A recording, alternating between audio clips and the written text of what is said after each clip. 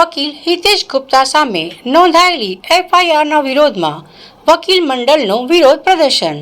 વડોદરાના પ્રતિષ્ઠિત સિનિયર ધારાશાસ્ત્રી હિતેશ ગુપ્તા તેમના પત્ની અને જુનિયર સામે સંખેડા પોલીસ સ્ટેશન દ્વારા દાખલ કરાયેલી એફઆઈઆર સામે વડોદરા વકીલ મંડળમાં ભારે રોષ વ્યાપ્યો છે.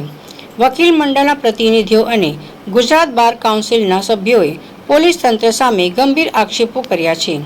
વકીલોનો આક્ષેપ છે કે છોટા ઉદેપુર એસપી, ડીવાયએસપી અને પીઆઈ દ્વારા કોઈ પણ પ્રાથમિક તપાસ કર્યા વગર અંગત દુશ્મનાવટ રાખીને આ ખોટી ફરિયાદ નોંધવામાં આવી છે.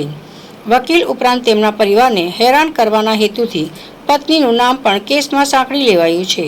બાર કાઉન્સિલના સભ્ય અને ટ્રેઝરે સ્પષ્ટ ચેતવણી આપી છે કે પોલીસ તંત્ર વકીલો વિરુદ્ધ આવી ખોટી કાર્યવાહી બંધ નહીં કરે તો સમગ્ર ગુજરાતમાં ઉગ્ર આંદોલન કરવામાં આવશે. જરૂર પડશે તો કોર્ટના દરવાજા બંધ કરી પોલીસ જાપ્તાના પ્રવેશતા અટકાવવામાં આવશે. વકીલ મંડળે પોતાના સાથી વકીલની પડખે મક્કમતાથી ઊભા રહેવાની જાહેરાત કરી છે. આ જે ખોટો ગુના દાખલ કરવાનો અધિકારી સામે પગલાં ભરવામાં આવશે એ જાણતા હોવા છતાં અને સામે જેના ઉપર આરોપ કર્યું છે અને જેના ઉપર એફઆઈઆર કર્યું છે એ એક વેલ નોન લોયર છે જે ક્રિમિનલ પ્રેક્ટિસ કરે છે.